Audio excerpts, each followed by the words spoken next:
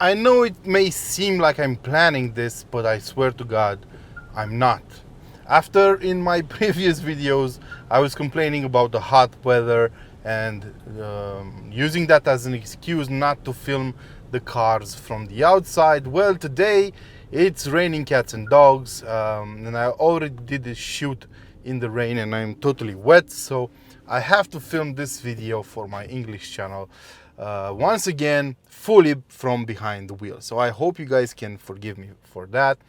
I didn't plan this, and I definitely cannot control the weather. I'm not Storm from X-Men.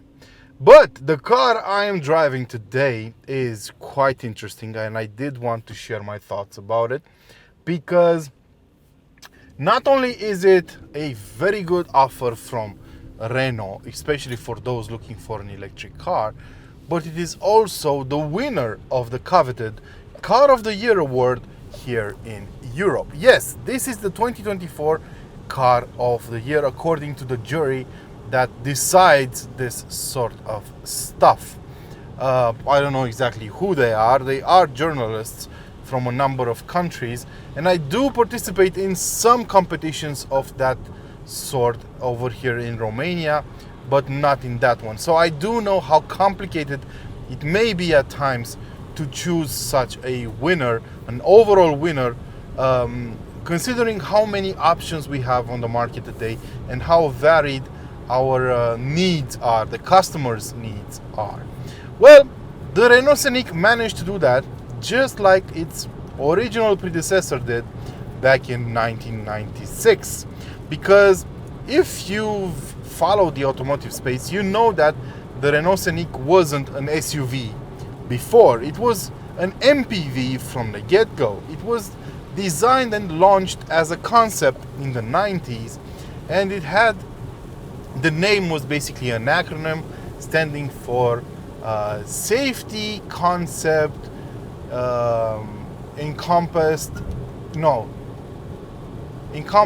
in an innovative new car, something along those lines. So it was a concept focused on sustainability and safety, and it was basically the foray into the MPV segment for Renault back then. So yeah, there's a lot riding on the success of this car, especially since it uses that famous name. The Scenic was very well appreciated by customers around the world when it was in production. It was an MPV, so not exactly the car you would expect.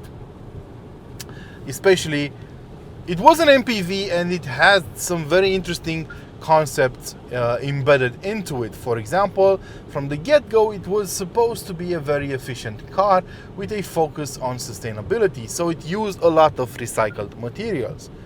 This car also uses a lot of recycled materials. According to Renault, the car itself is made to be 90% recyclable, which is a very high percentage. Now, it may not seem like much to some people, but in actuality, creating cars to be recyclable is a challenge, because you have to make the design in such a way that it allows for certain materials and material combinations to be recycled afterwards. You can't just take a dash panel and just recycle it, considering it has to mix a number of materials, from plastic to fake leather to fake chrome and so on. So you have to create the car from the get-go in such a way that at the end of its life it can be stripped out, split into different materials and be recycled. Moreover, the new Scenic does use a lot of recycled materials in the first place. The plastic on the door cards, the floor mats, a lot of stuff inside this car is made using recycled fibers or plastics or even alloys. For example, the doors are made out of recycled aluminum. This panoramic sunroof is made out of recycled glass, and so on and so forth. The most impressive thing about the new Scenic is the fact that the battery itself was designed to be 90% recyclable, and it is also serviceable. So if a module breaks, you don't have to replace the whole battery, you can just fix that specific module. That's thanks to the collaboration with LG Chem. This is an LG Chem battery. So Very impressive from the get-go on the Scenics, and I'm sure that the judges for Car of the Year did keep that in mind. But that's not all. Let's talk about the exterior design now that rain is starting to pour a lot again. Well, it follows in the footsteps of most of Renault's new cars done under the vision of Gilles Vidal. So up front you'll have those sleek headlamps, the new Renault badge and the new Renault grille that hides small diamond-like Renault badges in it. Other than that, we do have the rather traditional by now daytime running lights in the lower fascia of the front end that are supposed to mimic the Renault badge split and separated at different ends on the front bumper. So it does look very aggressive when you first look at it, and I actually like the Renault design lately. I can't think of a single bad looking Renault right now in the range, so that's been a pretty good job done by them. In terms of exterior colors, you have plenty to choose from. The car we're driving today uses a satin finish schist gray, which looks really good, but it is an optional feature at 790 euros, along with a bicolor finish because the roof is black, contrasting with the rest of the car's body. I also like the flush door handles that retract and open depending on the situation, and I also like the wheels. You can choose from 19 or 20-inch wheels. The car we're driving has the Esprit Alpine package, which is the more aggressive one, and it has specific design wheels on 20 inches, and they do look really good, and they do offer a lot of stability to the car, and to my surprise they don't ruin the ride completely. But I think the thanks there have to go to the suspension designers and engineers. We're going to talk about that in a bit. But on the back, everything has been streamlined. We have very thin stoplights and a huge trunk, 545 liters. It is a very deep trunk too, so you have a huge loading lip, but it is incredibly spacious for a car in this segment, even though the Skoda Enyaq does have a bit more room in the back compared to this car. So overall, I love the way it looks. It's not that long, 4.47 meters in length, which does fit this car perfectly into the C segment. The wheelbase is 2.78 meters, so pretty good. Since this car is built on the CMF EV platform or the Ampere platform, it does allow the manufacturer to use the wheelbase at its maximum potential, so you have plenty of room in the car. I sat in the back earlier, and there's plenty of room for people up to 6 feet tall and about 250 pounds sitting in the back of a driver with the same size, right? So I have plenty of headroom in the back as well. Using the solar bay that we have over here apparently frees up about 3 to 4 centimeters of headroom, and it does save some weight compared to a traditional panoramic roof that has an opening mechanism, about 8 kilos in total. The fact that we also have recycled glass over here does help out, and the whole area, the whole glass area, has been treated to keep you safe from heat, and it does work in the summer. You can close it or open it depending on your needs with this electrochromatic trickery, wizardry if you will, and you can actually control the solar bay using Google Assistant, so pretty awesome. Speaking of which, up front you have the new OpenR multimedia system that uses the Android Automotive setup, which is pretty brilliant. You can install different apps on it. 12.3 inches for in diagonal for this infotainment screen. We have another 12.3 inches for the instrument cluster. So the graphics are good, the resolution is good, everything works fine. You have internet connectivity on board, and boy is it raining right now. It is raining cats and dogs. Incredible. Very, very, in the words of Donald Trump, incredible rain, the best rain you've ever seen. Very, very much water, very, very much rain. You've never seen rain like this. So yeah, I hope I don't get electrocuted, as some dumbasses would say. I actually got that question from some people.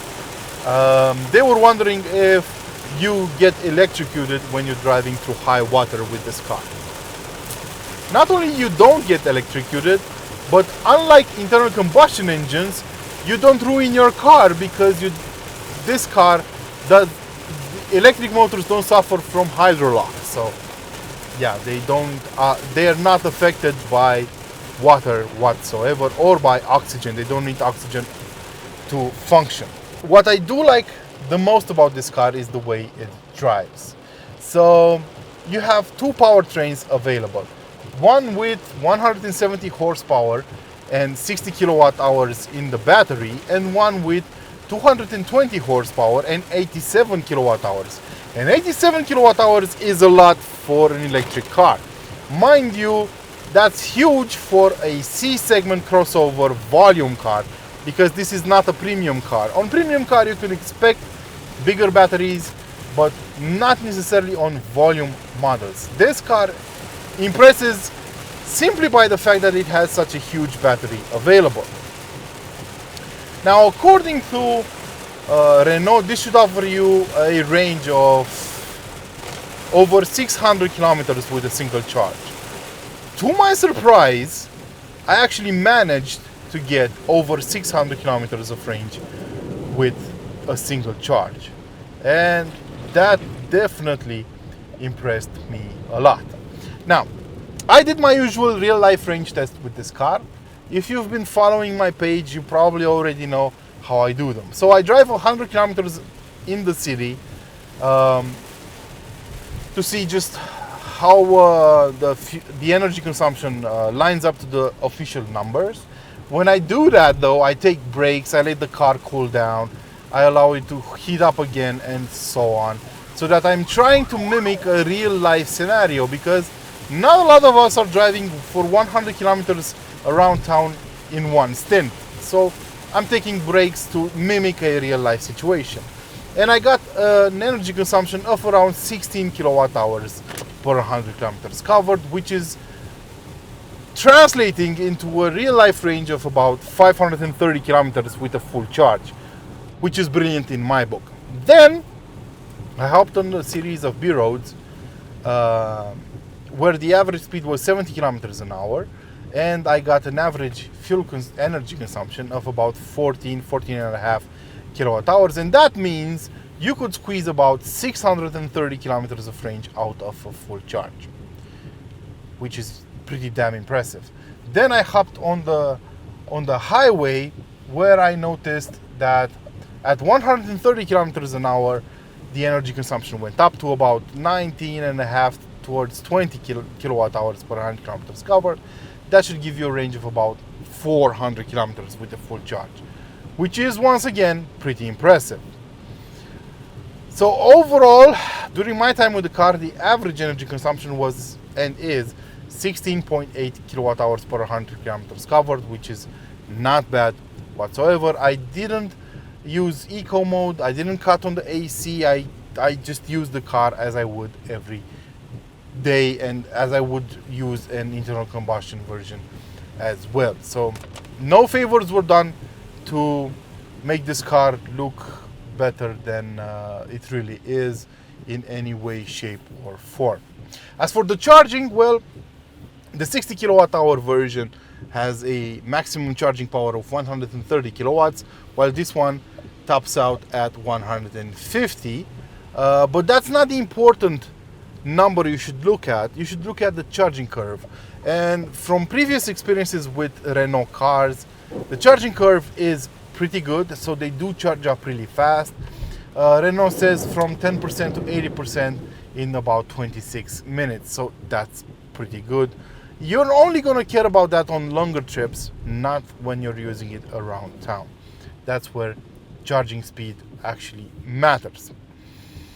As for the way it drives, it is incredibly comfortable, even on 20-inch wheels. As I already said, is that it has a multi-link setup at the back, which makes it incredibly well behaved, including when you're driving in a sportier fashion.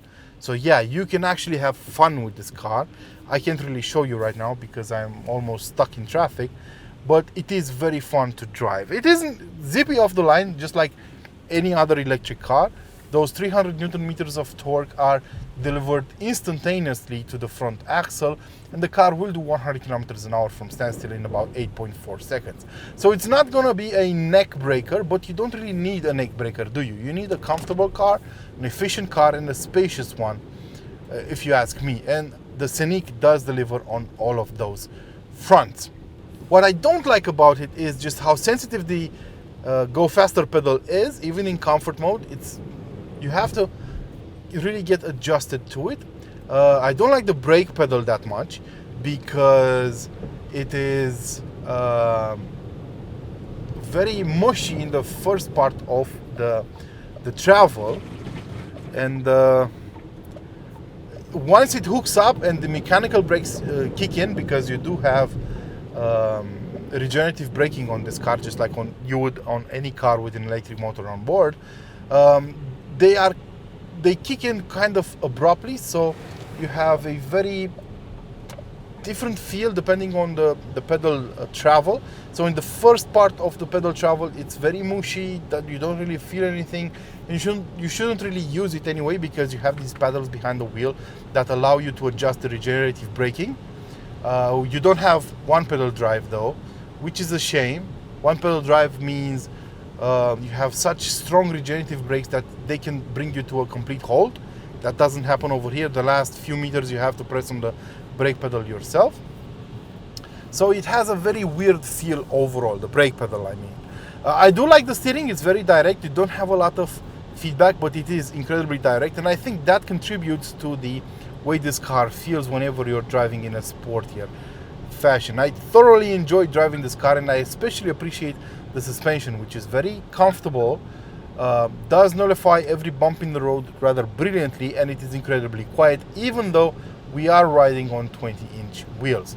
So bravo Renault for doing that. After all, this is a manufacturer with plenty of years behind it, so you should expect a brilliant suspension setup from it. Another plus side for this car is the fact that it's rather light. For a car with an 87 kilowatt hour battery, it only weighs 1800 kilos. To put this in perspective, one of its main rivals in the segment is the Peugeot E3008, which theoretically uses an electric platform as well, even though I don't really believe them. But their car with a 73 kilowatt hour battery weighs 300 kilos more. Yeah, so the Scenic does things pretty efficiently overall. So in my book, I can understand why this car won Car of the Year. It does everything you need it to rather brilliantly, and it doesn't break the bank either. Pricing starts at roughly 40,000 euros.